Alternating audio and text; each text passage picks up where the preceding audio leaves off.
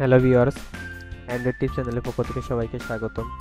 বন্ধুরা, বরাবর মতো আজ আমি আপনাদের মাঝে নতুন আরেকটি টিউটোরিয়াল নিয়ে হাজির হলাম। আজকের টিউটোরিয়ালটা হলো আপনাদের প্রশ্নের ভিত্তিতে, আমাকে অনেকে প্রশ্ন করেছিল, সেই প্রশ্নের ভিত্তিতে আজকের টিউটোরিয়ালটা হচ্ছে। তো আশা করি মনোযোগ সহকারে শুনবেন, সবার উপকার হবে। বন্ধুরা, অবশ্যই টাইটেলটা থেকে বুঝতে পারছেন, তবুও বলি ওটিজি। আমরা অনেকেই ওটিজি নিয়ে প্রশ্ন করি, কিন্তু ওটিজিটা কি এটা আমরা অনেকেই জানি, অনেকেই জানি না, বা অনেকেই শুনছি কিন্তু আসলে কাজটা কি সেটা আমরা জানি না। বন্ধুরা, ওটিজিটা হলো অন দ্য গো, অর্থাৎ আপনার ফোনে একটির সাথে আরেকটি কানেক্টেড ডিভাইস সংযুক্ত করে রাখা। তো এটা সবার ফোনে থাকে না, এটা ওটিজি সাপোর্টেড ফোনগুলো কিনে নিয়ে আপনাদের করতে হয়। সেটা হচ্ছে আপনারা যখন কিনবেন তখন পরীক্ষা করে নেবেন যে এটি ওটিজি সাপোর্ট আছে কিনা।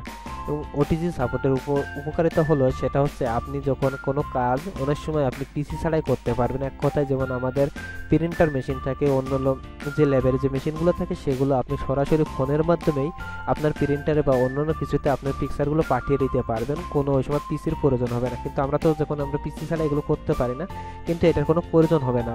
আরেকটি কথা, সেটা হলো আপনার অ্যান্ড্রয়েড ফোনকে পেন ড্রাইভ, হার্ড ড্রাইভের মাধ্যমে ইউজ করতে পারবেন। আপনার অ্যান্ড্রয়েড ফোনে কিবোর্ড, মাউস, অর্থাৎ আদার যে কম্পিউটার যে জিনিসগুলো আছে সবগুলো ইউজ করতে পারবেন। এক কথায়, আমরা যখন পেন ড্রাইভে গান বা বিভিন্ন কিছু লোড নিয়ে আসি, সেই লোডগুলো দিয়ে আপনি আপনার ফোনে মেমোরি কার্ড প্রয়োজনে সরাসরি পেন ড্রাইভ দিয়ে এটি ইউজ করতে পারবেন, বা আপনি ওইগুলো থেকে অনেক গান বা সব কিছু জানতে পারবেন, শুনতে পারবেন।